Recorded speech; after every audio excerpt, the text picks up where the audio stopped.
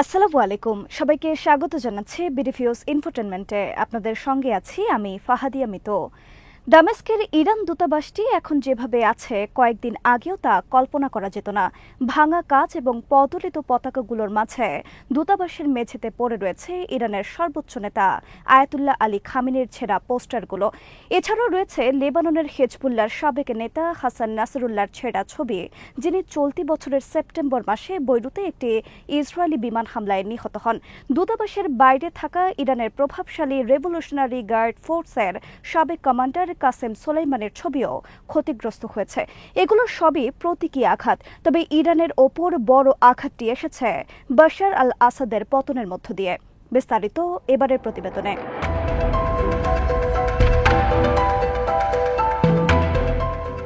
Iran এখন কোন পথে অগ্রসর হবে, নিজেদের উপর আসা আঘাতগুলো কিভাবে সামাল দেবে? ডোনাল্ড ট্রাম্প আবারও প্রেসিডেন্ট হিসেবে দায়িত্ব পালন শুরুর প্রাক্কালে ইরান কি আরও কঠিন কৌশল অবলম্বন করবে, নাকি পশ্চিমের সঙ্গে আলোচনা পুনরায় শুরু করবে? ইরানের শাসন ব্যবস্থা স্থিতিশীল ও জনবান্ধব করার উদ্যোগ কি গ্রহণ হবে? এক্ষেত্রে বলা দরকার যে আসাদের পতনের পর তার প্রথম ভাষণে খামেনি একটি কৌশলগত পরাজয়ে সাহসিকতার পরিচয় দিয়েছিলেন।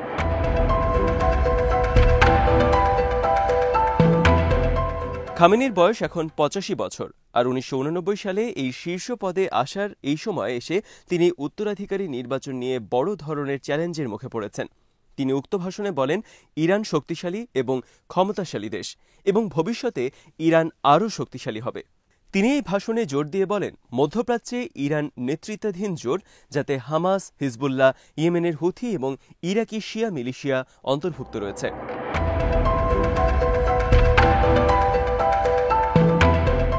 আগামী দিনগুলোতে ইসরায়েলের বিরুদ্ধে এই প্রতিরোধ পরিধি আরও শক্তিশালী হবে। তিনি বলেন, প্রতিরোধ অক্ষের ওপর যত বেশি চাপ সৃষ্টি করা হবে, প্রতিরোধ ততটাই শক্তিশালী হবে। এদের বিরুদ্ধে যত বেশি অপরাধ করবেন, তত বেশি দৃঢ় সংকল্প তৈরি হবে। যত বেশি লড়াই করবেন, তত বেশি তা বিস্তৃত হবে। কিন্তু মৌখিকভাবে এত সব কথা বললেও বাস্তবতা হল, ইসরায়েলের প্রতিশোধ কার্যক্রম নতুন এক প্রেক্ষাপট তৈরি করেছে মধ্যপ্রাচ্যে, যেখানে ইরান ক্রমশই পিছিয়ে পড়েছে।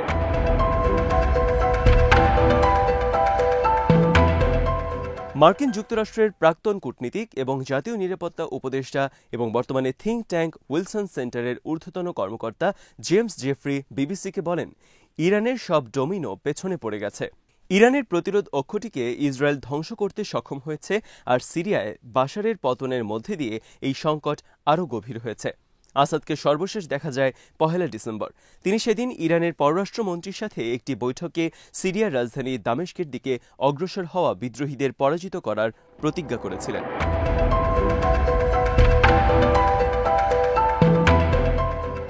সিরিয়ায় ইরানের রাষ্ট্রদূত হোসেন আকবরী আসাদকে প্রতিরোধ অক্ষের সম্মুখ ভাবের শক্তি বলেই দাবি করেছিলেন।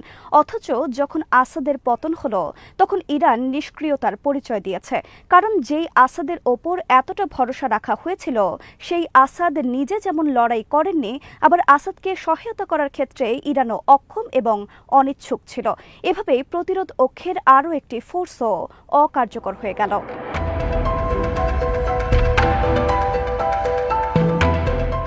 ইরানের প্রক্সিগুলোর মধ্যে শুধুমাত্র ইয়েমেনের হুথিরাই এখনও তুলনামূলক অক্ষত রয়েছে।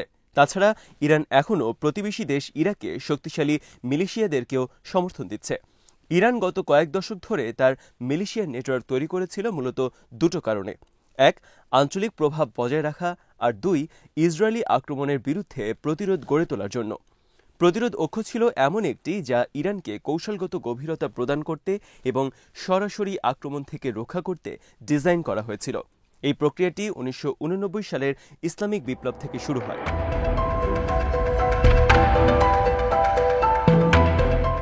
বিপ্লবের পরপর যখন ইরাক ও ইরানের যুদ্ধের সূত্রপাত হয়, তখন সিরিয়ার প্রেসিডেন্ট বাশার আল আসাদের বাবা এবং সিরিয়ার তৎকালীন প্রেসিডেন্ট হাফিজ আল আসাদ ইরানকে সমর্থন দিয়েছিলেন। তখন থেকেই দুই দেশের মধ্যে সখ্যতা শুরু হয়। সিরিয়া ছিল ইরানের জন্য সাপ্লাই চেইন হিসেবে একটি অত্যন্ত গুরুত্বপূর্ণ রুট, আর সিরিয়ার ভূখণ্ড ব্যবহার করেই ইরান তার লেবাননের মিত্র হিজবুল্লাহ এবং অন্যান্য আঞ্চলিক সশস্ত্র গোষ্ঠীকে সাহায্য করত বলেই পশ্চিমা সামরিক বিশ্লেষকদের ধারণা।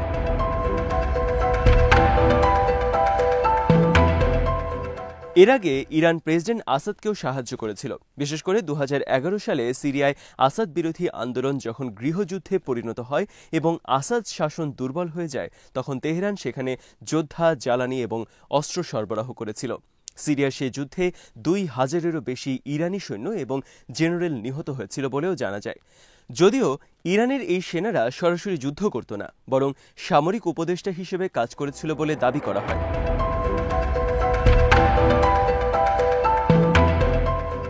চ্যাথাম হাউসের মধ্যপ্রাচ্য ও উত্তর আফ্রিকা প্রোগ্রামের পরিচালক ড সানাম ভাকিলের তথ্য অনুসারে ইরান 2011 থেকে সিরিয়ায় 30 বিলিয়ন থেকে 50 বিলিয়ন ডলার খরচ করেছে। সিরিয়ায় বাশারের পতন হওয়ায় একটি পাইপলাইন, যার মাধ্যমে ইরান ভবিষ্যতে লেবাননের হিজবুল্লাহ এবং অন্যদের সরবরাহ করতে পারত, তা নষ্ট হয়ে গেল বলে পশ্চিমাদের ধারণা।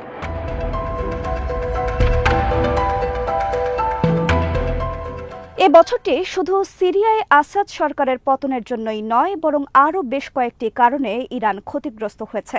হামাসের কাঠামোর অনেকটা ধ্বংস হয়েছে, শীর্ষ অনেক নেতা নিহত হয়েছে, হিজবুল্লাহর নেতাদের শীর্ষ পদবীধারীরাও নিহত হয়েছেন। ইরানের প্রধান অগ্রাধিকার এখন নিজের অস্তিত্ব রক্ষা করা।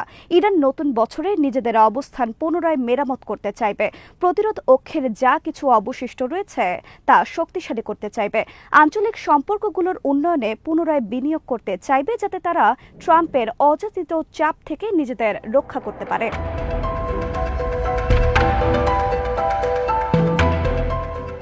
ইরানের সফলতা হল দেশটিতে এখনও কার্যকর শাসন ব্যবস্থা বিদ্যমান রয়েছে। ইরানের হাতে যথেষ্ট পরিমাণ অস্ত্র আছে, আর ইরানকে কেবল কাগজে বাঘ হিসেবে দেখতে নারাজ পশ্চিমা বিশ্লেষকগণ। তবে তাদের নিছক প্রতিরোধ অক্ষের উপর নির্ভরতা কমিয়ে এনে ইরানকে তার প্রতিরক্ষা কৌশলকে হয়তো আরও নতুন করে ঢেলে সাজাতে হবে। ইরানকে তার পারমাণবিক কর্মসূচি নিয়েও নতুন করে ভাবতে হবে।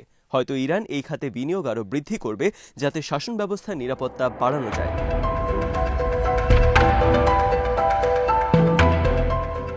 ইরান বরাবরই দাবি করে যে তার পারমাণবিক কর্মসূচি সম্পূর্ণ শান্তিপূর্ণ। তবে 2015 সালে ইরানের সাথে একটি সংলাপ প্রক্রিয়া চলমান ছিল, যা ডোনাল্ড ট্রাম্প তার প্রথম মেয়াদে অকার্যকর করে দিয়েছিলেন। এরপর থেকে ইরান এই খাতে উল্লেখযোগ্যভাবে এগিয়ে গেছে। চুক্তির অধীনে ইরানকে ইউরেনিয়াম সমৃদ্ধকরণ 3.67% পর্যন্ত করার অনুমতি দেওয়া হয়েছিল। কম সমৃদ্ধ ইউরেনিয়াম পারমাণবিক বিদ্যুৎ কেন্দ্রের জন্য জ্বালানি উৎপাদন করতে ব্যবহার করা যায়। জাতিসংঘের পারমাণবিক তদারকি সংস্থা আন্তর্জাতিক পারমাণবিক শক্তি সংস্থা IAEA বলেছে যে এখন ইরান 60% ইউরেনিয়াম সমৃদ্ধ উৎপাদনের হার বৃদ্ধি করেছে।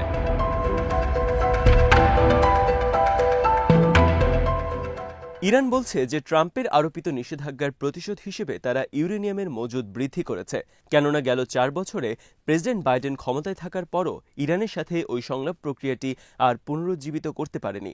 তবে পারমাণবিক বোমা তৈরির জন্য প্রয়োজন 90% বা তারও বেশি সমৃদ্ধ ইউরেনিয়াম।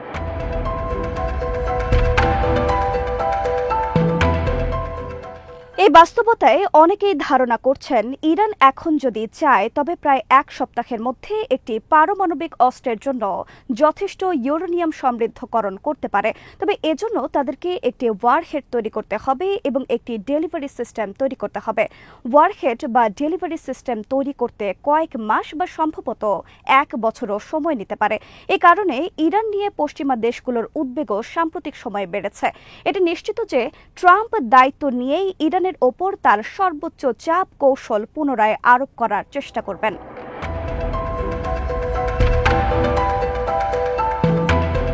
কারো কারো ধারণা ট্রাম্প ইরানের সাথে পুনরায় আলোচনা শুরুরও উদ্যোগ নিতে পারেন। যদিও ইসরায়েল ইরানের ব্যাপারে খুব দ্রুতই চূড়ান্ত সিদ্ধান্ত নিতে চাইছে, তবে শেষ পর্যন্ত হয়তো নেতানিয়াহু ট্রাম্পের কৌশল দেখার জন্যই অপেক্ষা করবেন। আর ইরানও হয়তো হুট করে কোনো যুদ্ধ বা চূড়ান্ত সংঘাত উস্কে দিতে চাইবে না। প্রেসিডেন্ট ট্রাম্প আগেরবার কিছুটা আগ্রাসী কৌশলে থাকলেও এবার হয়তো তিনি যুদ্ধের চেয়ে বরং আলাপ আলোচনার উপরই বেশি ভরসা রাখবেন বলে তার সমর্থকদের ধারণা।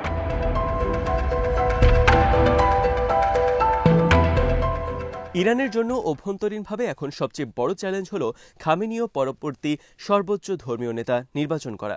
খামেনি নিজেও বিষয়টি অনুধাবন করছেন এবং তিনি ইরানকে একটি স্থিতিশীল অবস্থায় রেখে যেতে চান। ইরানের ভেতরও সংস্কারের দাবি প্রতিনিয়ত জোরালো হচ্ছে। মোরালিটি পুলিশিং সহ অনেকগুলো বিধান অনুসরণেও ইরান সরকার তাই সাম্প্রতিক মাসগুলোতে ছাড় দিয়েছে, যাতে জনগণের উত্তেজনা নিয়ন্ত্রণে রাখা যায়। এছাড়া ইরানে বেকারত্বের হার বেশি এবং উচ্চ মুদ্রাস্ফীতির কারণে জীবনযাত্রার ব্যয়ও প্রতিনিয়ত বাড়ছে।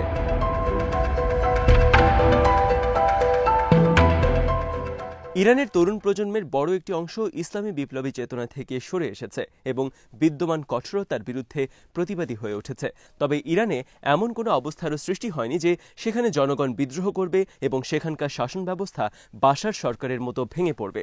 তাছাড়া ইরানের সংস্কারবাদী প্রেসিডেন্ট মাসুদ পেজেশকিয়ান পশ্চিমা দেশ ও আঞ্চলিক মিত্রদের সাথে সম্পর্ক উন্নয়নে জোর দেয় ইরান বিচ্ছিন্নতার সংকট থেকেও অনেকটাই বেরিয়ে এসেছে।